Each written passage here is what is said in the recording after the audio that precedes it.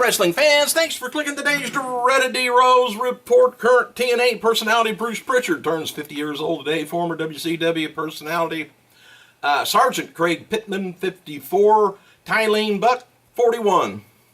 Who's that? Major Guns. Guns. You know, I've got a request to anybody that can help us. North Korea's making threats to the U.S. again. Can somebody please keep Dennis Rodman away from over there? We didn't have that much problem until all once he was over there and then left, and now they're ready to attack. Whew. Hey, Ring of Honor via Twitter says Supercard Honor number 7 sold out. Now you just got to go to the internet, get the pay-per-view. All right, TMZ reported that just 3 days before William Moody or Paul Bearer passed away, he was having trouble breathing, was hospitalized, and he was diagnosed with a blood clot. And Cowboy Bob Kelly, president of the Cauliflower Alley Club, says he saw Paul Bearer over the weekend. The legendary WWE manager was in bad shape and severe breathing problems. He reportedly was telling people he was going to go seek treatment for a respiratory issue, which turned out to be complications from the blood clot. And he had a blood clot. I'm sure it's not the same one. He had a blood clot I reported on just, it seemed like years ago. Of course, could be another one. But those things, if you don't keep them centralized or localized, and they go moving, cut loose, break loose, boy, it goes up to your lungs, and man, it's just gone in no time. It was reported in January, the WWE creative team, believe it or not, still plans to have Randy Orton turn heel following numerous requests from Orton, the Viper.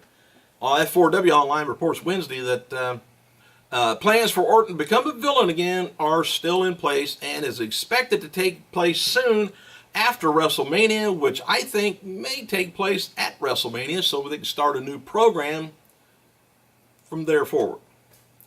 WWE officials announced Wednesday, for you people down in Florida, that Damien Sandow is going to be replacing Alberto Del Rio and Ricardo Rodriguez at Friday's March 15th NXT live event down in Florida.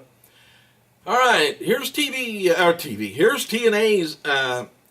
They sent out the following taping schedule for the One Night Stand only pay-per-view. Pay-per-views to the VIP ticket holders. Just the VIP ones now. Sunday, March 17th is going to be at 1 p.m. Knock out the TNA crowns the new true queen of TNA. And at 7 p.m., TNA 10th reunion, celebration of stars from the first 10 years of TNA, all competing in the squared circle. That'd be kind of interesting to see. I guess maybe they'll have it on DVD. March 18th, Monday, 1 o'clock, TNA Tag Team Tournament's going to be TNA determines the greatest tag team in TNA history. 7 p.m. is TNA World Cup of Wrestling. Team of wrestlers from around the globe compete in a heavyweight, X Division, Tag Team Division, and Knockout Division matches. And on Tuesday the 19th, next day, 1 p.m., TNA Hardcore Justice 2, Hardcore Rules for the Stars of Hardcore Wrestling.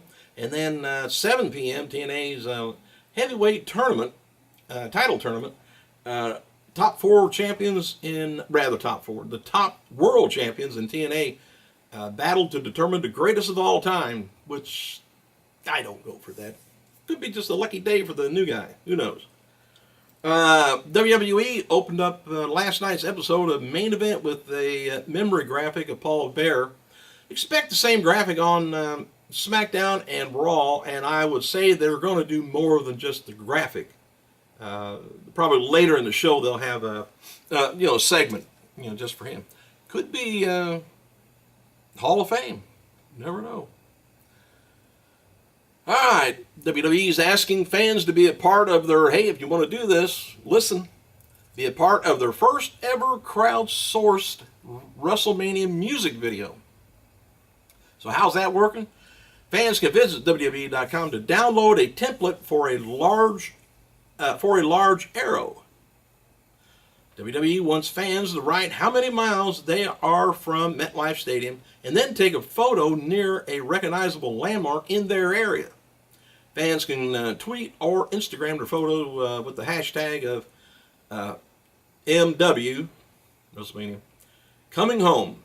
All submissions must be made by March 23rd, so get your camera charged up.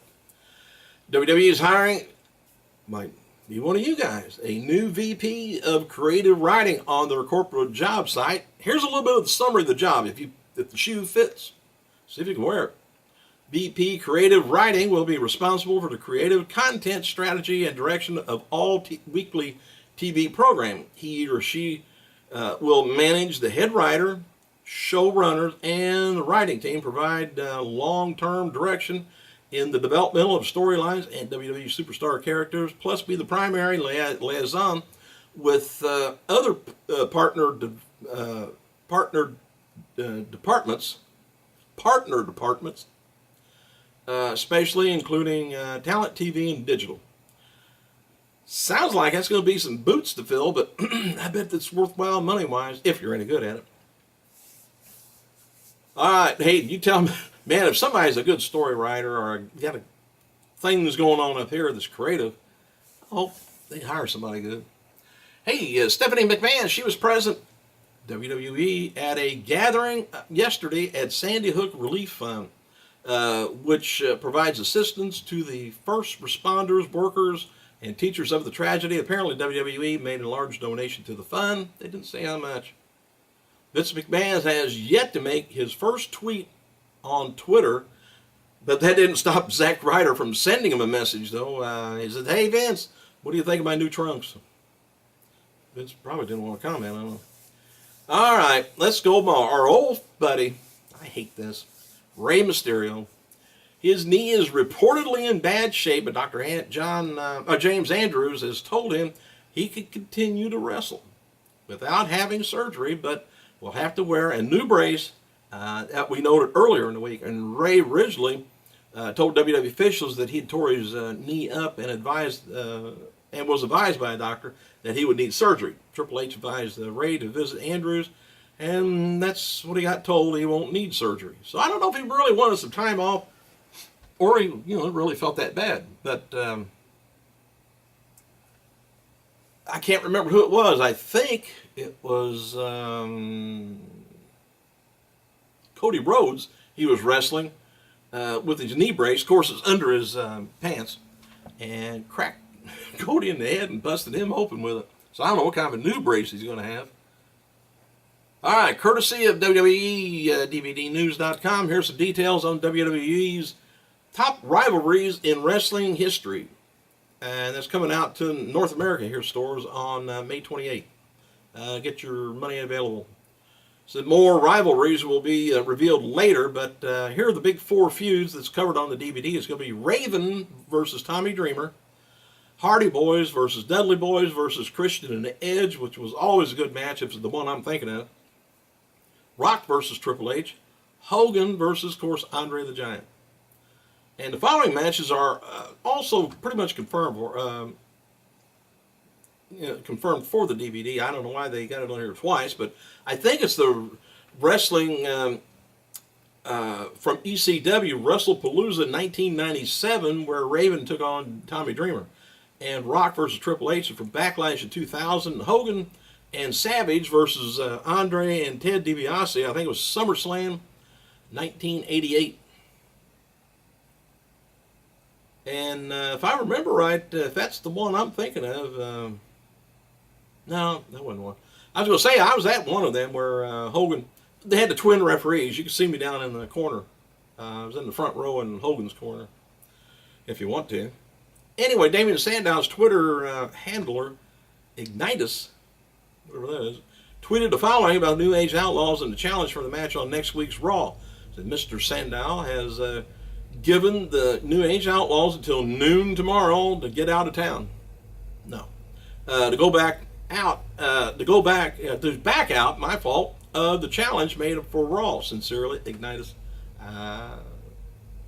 Take the out. Hashtag. Don't know what all that is. Anyway, Miz taking on Cesaro is said to be just a TV feud to give them something to do between now and WrestleMania.